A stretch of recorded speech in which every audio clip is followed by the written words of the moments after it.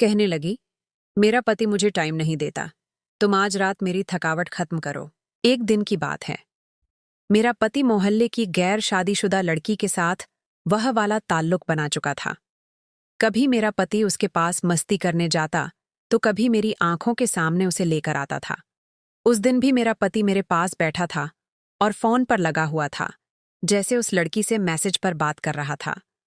मैं कभी कुछ कहती पर मेरी बातों को तवज्जो ही नहीं देता था।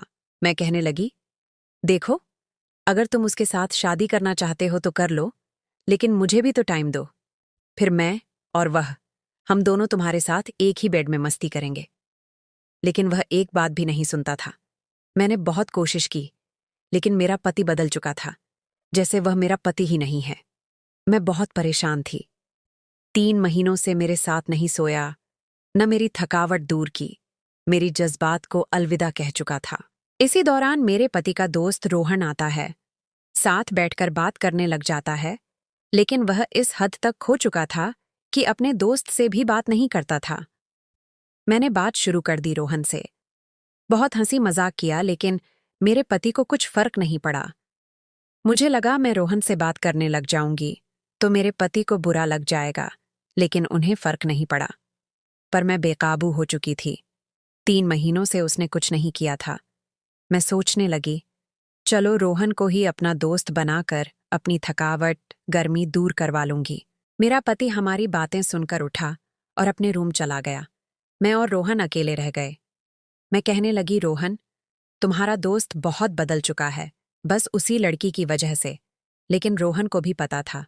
रोहन कहने लगा, साहा, आपको तो पता है, ये रिमा से मिलने जाता है रोज, और रिमा अब काशिफ को बहुत मजे देती है, इसीलिए ये तुम्हें टाइम नहीं देता। मैं कहने लगी, क्या मतलब मजे? रोहन जवाब देता है, साहा, आप बच्ची थोड़ी हो, समझ जाओ भी।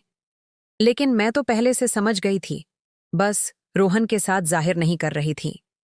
लेकिन आज मौका था, जब रोहन ने इतने खुलकर बताया, मुझे तो मैंने भी कहने की हिम्मत की। मैं जवाब देती हूँ, देखो रोहन, तुम खुद सोचो, मैं एक शादीशुदा औरत हूं। तुम्हारे दोस्त ने 3 महीनों से मेरे साथ कुछ नहीं किया। मेरा भी तो दिल करता है ना, लेकिन क्या करूं, मजबूर हूं। अब मैं किसी दोस्त को बनाना चाहती हूं, ताकि वह मेरा ख्याल रखे, मेरी जज्बात समझे, मुझे प्यार दे। रोहन यह सुनकर कहने लगा, अरे साहा, क्या कह रही हो? ये लोग क्या सोचेंगे? मैं जवाब देती हूं, लोगों को पता नहीं लगेगा। बस तुम्हारे साथ इसलिए यह बात की, ताकि तुम मुझे दोस्त की तरह लगे। तुम रोज हमारे घर आते हो, बस इसलिए तुमसे अपने दिल की बात शेयर की। लेकिन किसी को पता नहीं लगना चाहिए।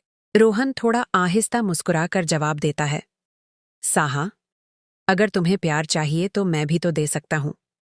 किसी और को क्यों ढूंढनी है दोस्त? मैं जवाब देती हूं, रोहन, अगर सच कहूं तो तुम ही मेरे लिए ठीक हो। और जो सब कुछ बताया, यह भी इसलिए बताया कि तुम खुद कहो। मुझे तुमसे सुनना चाहती थी। रोहन जवाब देता है, साहा, मैं तुम्हें बहुत खुश रखूंगा। किसी भी चीज की कमी नहीं होगी तुम्हें। कहने लगा, साहा, आज रात पीछे वाली खिड़की से आऊंगा। किसी को पता नहीं चलेगा। रात गुजार के चला जाऊंगा। मैं हाँ में जवाब देती हूँ। पूरी तैयारी के साथ आओ, ताकि खूब मेरी थकावट दूर कर दें। रोहन चला गया और रात को आकर मेरी चीखें निकाली, सुकून दिया।